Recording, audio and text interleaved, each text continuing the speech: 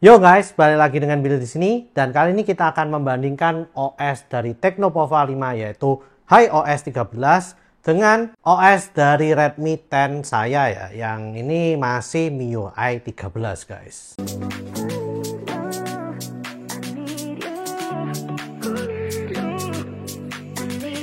Oke, langsung aja ya. Jadi Tecnopova 5 itu harganya bener-bener menggiurkan banget. Flash sale 2,2 dan harga resminya itu 2,3 juta. Dimana untuk soal hardware saya tuh nggak bisa komplain sama sekali ya. Karena udah chipsetnya G99, lalu juga memorinya juga 8 GB dan storage-nya pun 256 GB. Dan setelah saya lihat-lihat juga ya, storage-nya pun nih bukan yang tipe jelek ya. Dan storage-nya itu udah tipe UFS yang udah lumayan kenceng banget gitu loh. Jadi nggak dikurang-kurangi sama sekali ya untuk urusan hardware-nya. Selain itu untuk kameranya sendiri juga udah 50 megapiksel. Meskipun ya nggak ada ultrawide dan depth sensornya ini ya jangan dianggap lah. Yang penting kameranya ini udah 50 megapiksel. Lalu untuk soal desain dan lain-lain, pokoknya hardware-nya ini udah top banget deh, nggak bisa dilawan gitu ya. Nah, oleh karena itu saya itu bener-bener tempted banget pingin nyobain gitu ya, Tecnopova 5 itu gimana sih. Kan banyak orang yang masih takut gitu loh untuk nyoba smartphone dari Infinix, Tecno dan juga Itel, karena mereka udah nyantol banget gitu loh dengan yang namanya Xiaomi atau Redmi atau Poco kalau di Indonesia ya, yang katanya udah murah, OS-nya juga udah oke, dan pokoknya dari overall-nya dia udah bagus banget. Nah, oleh karena itu di sini ada kebagi guys, ada dua kubu ya yang ngomong kalau sekarang itu softwarenya dari Tecno, Itel dan Infinix itu udah bagus sih. Yang Xiaomi ini udah kira-kira bisa terimbangi gitu loh OS-nya. Itu sih bagi yang udah punya dan udah beli ya guys. Dan yang satunya lagi yang ya golongan yang belum pernah coba seperti saya, itu pasti ngomongnya nggak mungkin lah, pasti OS-nya Xiaomi ini atau Redmi ini pasti lebih stabil dan lebih bagus daripada OS-nya Tecno, Itel dan juga Infinix. Dan biasanya mereka yang ngomong seperti itu nggak bakal beli smartphone Infinix ini guys. Tentu saja Tecno dan Itel apalagi mereka nggak percaya gitu ya dengan brand ini. Jadi mereka tetap akan milih brand Redmi kalau yang untuk kaum mendang-mending tersebut. Dan oleh karena itu saya ini bener-bener penasaran banget. Saya kan nggak bisa ya terus menghujat Tecno, Infinix atau Itel ini kalau nggak membuktikannya sendiri. Apakah benar ya kata-kata orang kalau OS-nya ini udah bagus banget, stabil dan oke gitu ya? Atau apakah benar orang-orang yang nggak pernah beli dan menghujat OS-nya ini katanya masih jelek, nggak stabil dan ya nggak layak untuk dibeli? Oke. Oleh karena itu kita langsung aja masuk ke pembahasan saya. Saya udah coba smartphone Tecnopova 5 ini selama 2 hari ya guys. Jadi dengan menggunakan HiOS 13 ini saya coba untuk bermain game, lalu saya juga coba untuk browsing, nonton YouTube. Pokoknya segalanya ini udah hampir saya lakukan. Dan juga untuk koneksinya di luar itu gimana semuanya. Saya juga coba untuk foto-foto itu sudah saya lakukan juga guys. Oleh karena itu saya bisa menarik sebuah kesimpulan dimana ya ternyata orang yang nggak pernah beli dan ngomong kalau softwarenya Infinix, Tecno, dan Itel itu masih belum stabil, itu ternyata bener sih guys. Meskipun begitu, saya bisa ngomong bahwa sebetulnya softwarenya ini nggak jelek-jelek amat. Nggak sampai bikin saya yang greget gitu loh. Sampai nyesel, wah Tecno ini saya beli nyesel banget, softwarenya ampas, jelek, dan lain-lain. Enggak ya. Tapi kalau soal nggak stabilnya itu bener banget. Karena ya kalian bisa lihat di unboxing saya ya, yang saya terapkan di sini ini udah ada linknya. Kalian bisa lihat di sana. Pada saat saya unboxing sendiri itu udah ada 3-4 bug yang udah muncul. Padahal itu nggak sampai 1 jam ya setelah saya unboxing, tapi bugnya itu udah muncul gitu loh guys. Bayangkan kalau kalian pakai ini seharian, berapa banyak bug yang akan muncul. Nah oke, sebelum saya sebutkan bugnya itu memang nggak munculnya berganti-ganti gitu, nggak ya. Bugnya ya itu aja guys, tapi bug itu munculnya itu lumayan sering gitu ya. Bahkan tiap jam mungkin hampir muncul 1-2 kali, kadang bisa 3 kali guys. Bug yang saya temui ini lumayan unik-unik dan nggak sampai bikin saya greget ya. Tapi ya lumayan bikin saya agak jengkel gitu ya. Kenapa kok ada bug ini gitu ya? Nah, di sini saya juga udah catat ya bug apa aja yang muncul. Ini saya bandingkan iOS 13 dengan MIUI. Jadi semua ini akan saya omongkan dari sisi iOS-nya. Tapi nanti juga akan ada sedikit perbandingan dengan MIUI. Yang pertama adalah bukan bug dulu ya. Yang pertama adalah perbandingan antara iOS ini dengan MIUI. Hal pertama yang saya agak kehilangan itu adalah cek for update dari OS-nya sendiri. Karena ya setelah saya lihat-lihat itu di bagian setting terus lalu ke OS-nya sendiri itu nggak ada guys cek for update di iOS ini. Dan saya nggak tahu kenapa ya. Kenapa kok Infinix atau Tecno ini ya pokoknya grupnya Transsion Holdings ini kenapa kok nggak mau menyertakan cek for update di sini? Apakah mereka memang nggak pernah ngasih update sebelumnya dan sekarang terpaksa ngasih update karena banyak orang di Indonesia ini mulai mau beli tapi protes di sananya? Nah, ini saya masih nggak tahu. Tapi beneran, saya nggak bisa nemukan sampai saya tanya ke teman saya yang memiliki HP Infinix Zero yang 5G kalau nggak salah ya. Pokoknya Infinix Zero yang awal tahun ini lah. Nah itu saya tanya, ini emang nggak ada cek for update atau saya goblok banget gitu loh, nggak bisa nemuin di settingannya. Tapi katanya memang ya nggak ada cek for update. Jadi kalau ada update nanti akan ke update sendiri gitu ya. Bisa diomongin sendiri, prompting sendiri, tapi nggak ada button atau sesuatu yang untuk cek for update tersebut. Oke, ya itu adalah masalah utama yang menurut saya nggak demen gitu. Saya pingin yang ada tulisan check for updates-nya. Lalu yang kedua adalah banyaknya bug kecil-kecil yang setiap beberapa jam sekali itu muncul. Dan ini berarti menurut saya OS-nya ini masih nggak stabil banget ya. Ya memang sih, iOS ini kalau saya cari-cari itu baru muncul pada tahun 2017 ya. Dimana kalau kita tarik mundur sekarang itu berarti baru 6 tahun usianya. Yang tergolong masih muda banget. Jadi ya belum matang gitulah ya. Istilahnya ini OS yang masih baru belajar untuk menjadi lebih baik lagi guys. Nah lalu yang selanjutnya entah kenapa ya kadang kameranya itu pada saat saya mau zoom gitu kan ada 1 kali 2 kali, pada saat saya menggunakan kameranya itu dengan 1 tangan. Nah jadi pada saat saya menggunakan kameranya dengan 1 tangan, kalau saya tekan tombol 1 kali 2 kali itu entah kenapa ya di sininya itu tiba-tiba untuk ganti ke zoom dan zoom outnya itu agak gimana ya, kadang-kadang berhasil kadang nggak berhasil gitu. Tapi entah kenapa pada saat saya gunakannya begini itu bisa guys dan lebih lancar gitu ya, meskipun kadang juga agak nge-lag di sana. Nah mungkin kalau saya coba lihat ini kan posisinya gini ya guys, jadi pada saat saya coba untuk gini itu mungkin yang bagian bawahnya ini nyentuh, jadi dia kayak nggak tapi waktu saya lihat gini itu nggak seberapa nyentuh gitu loh. Nah saya nggak tahu ya apakah touchscreen-nya ini terlalu sensitif atau kalau misalnya saya nyentuh dengan ini saya di bawah itu bikin nggak responsif gitu ya. Nah itu masih misteri. Tapi saya coba di smartphone lain seperti ya di Poco F5, lalu juga di iPhone X saya, lalu juga di Redmi 10 saya. Waktu saya gini-gini ini tuh nggak terjadi masalah guys. Nah itu adalah ya agak sedikit misteri ya. Kenapa hal itu bisa terjadi guys? Nah itu ya pokoknya kalau dengan menggunakan 1 tangan agak susah deh. Lalu juga touchscreen-nya itu ngebug ya guys. Jadi kalau misalnya saya swipe dari atas untuk kasih setting yang dari home screen-nya, lalu saya swipe up ke atas itu juga kadang nggak mau ketutup gitu loh guys. Tapi kadang mau. Tapi ya ini nggak seberapa sering ya. Mungkin dalam 1 harian mungkin bisa nggak terjadi, tapi kadang bisa terjadi sekali gitu. Yang pasti bug ini muncul pada saat saya unboxing pertama kali. Mungkin kalau misalnya waktu loading pertama kali itu ya agak berat, dia bugnya ini muncul. Cuman itu terjadi pada saya. Bug yang touchscreen ini yang bikin saya itu sadar ya bahwa ini kan harganya 2,3 jutaan gitu loh. Ya mungkin kalau ada bug-bug kecil seperti ini ya udahlah ya gitu loh. Itu yang bikin saya sadar, ya ini kan namanya HP 2 jutaan, masa kalian mau experience yang perfect gitu loh. Ya tapi entah kenapa kalau di Redmi 10 ini saya dulu pertama kali coba itu nggak terjadi seperti itu sih.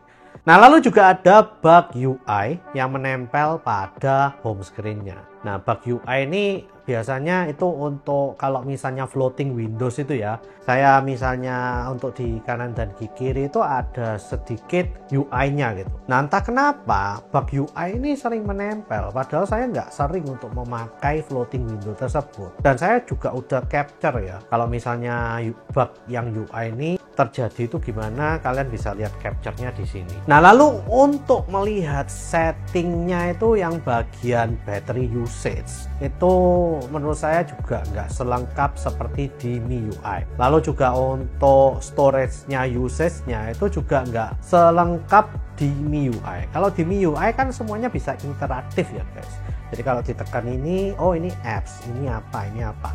Nah itu bisa ditekan, berapa persennya itu bisa ditekan dan bisa langsung ke sana. Dan juga untuk battery level di MIUI itu benar-benar komplit banget. Jadi dari jam berapa sampai jam berapa itu bisa kalian pilih gitu. Jadi interaktif banget. Kalau di sini enggak, ya cuman tampilan dari jam berapa sampai jam berapa, lalu ada bawahnya itu dipakai berapa lama, berapa persen dengan menggunakan aplikasi tersebut gitu ya. Lalu kalau misalnya kalian ingin tahu dari jam misalnya jam 1 pagi sampai jam 8 pagi itu berapa persen, itu nggak bisa kalau di iOS, tapi kalau di MIUI itu bisa guys. Oke, dari tadi saya udah ngomongin yang jelek-jeleknya aja ya. Nah sekarang saya pingin puji ya, iOS ini kelebihannya apa dibanding dengan MIUI sebetulnya. Nah, iOS ini sebetulnya kalau kalian lihat special features-nya ya guys, itu menurut saya lebih lengkap jauh ya daripada yang punyanya MIUI yang versi murah ini atau yang harga 2 jutaan lah ya, Redmi 10 ini. Nah, menurut saya juga special features-nya itu tergolong biasanya dimiliki oleh smartphone yang flagship gitu. Tapi di sini ternyata dia punya guys. Lalu juga untuk kameranya sendiri itu ada fitur kamera yang menurut saya biasanya dimiliki oleh yang versi flagship. Tapi ternyata di sini itu dia punya. Dan ya untuk kamera sendiri sih memang untuk smartphone yang mid range atau lebih murah dari mid range ini dia udah bisa ngerekamnya sampai 2K 30 fps, ini udah bagus banget ya. Meskipun begitu ya seperti smartphone mid range lainnya, pada saat merekam ini nggak bisa tukeran kamera depan dan kamera belakangnya.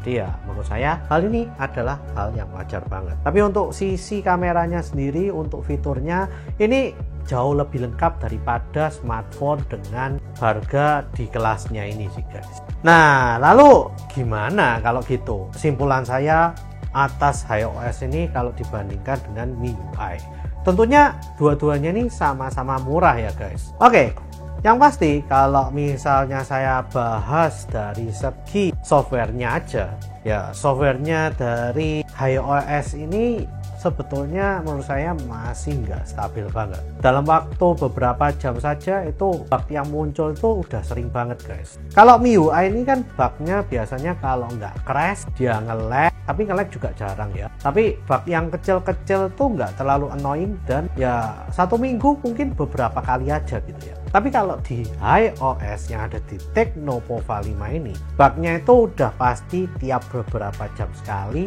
itu pasti ada 1 guys. Itu minimal ya guys. Bisa 2, bisa 3. Dan saya masih nggak tahu.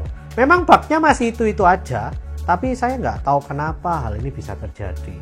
Nah itu adalah untuk softwarenya sendiri. Jadi software yang nggak stabil itu bener-bener lebih nggak stabil dari kalau kalian ngomong MIUI ini nggak stabil. Ini lebih parah daripada MIUI nggak stabilnya. Tapi apakah berarti saya ngomong bahwa kalau kalian beli smartphone Tecnopova 5 ini sendiri kalian akan nyesel? Menurut saya juga enggak. karena hardware-nya sendiri itu udah lebih wow, jauh daripada Redmi 12 4G ya yang baru muncul di Indonesia guys. Jadi hardware-nya bener-bener lebih daripada Redmi 12 itu sendiri. Jadi dari segi memori, kameranya, dan lain-lain itu udah lebih bagus. Ya meskipun kalau kalian lihat sendiri itu nggak ada ultrawide sih di sini. Tapi ya gimana lagi? Nggak ada yang sempurna. Tapi untuk spesifikasi yang lainnya dia ini udah jauh di atas Redmi 12. Apalagi kalau kalian lihat desainnya, ya udah ini pasti lebih cakep daripada Redmi 12 sendiri. Oke, jadi ada sedikit update ya guys. Tadi saya udah coba untuk lihat-lihat, ternyata di bagian bawah ini ada yang namanya sistem gitu ya. Nah, saya sih penasaran apakah di sini gitu ya untuk update. Nah, setelah saya cari-cari ternyata benar nih ada tulisan sistem update di sini. Nah, di sini juga ada untuk update-nya. Ini ada yang lokal, ada yang online. Jadi kalau kita lihat di online ternyata untuk update OS-nya itu di sini guys, di sistem update ya. Nggak kayak yang biasanya di smartphone Android lainnya itu udah ada di bagian depan sendiri. Yang ini My Phone nih biasanya ya.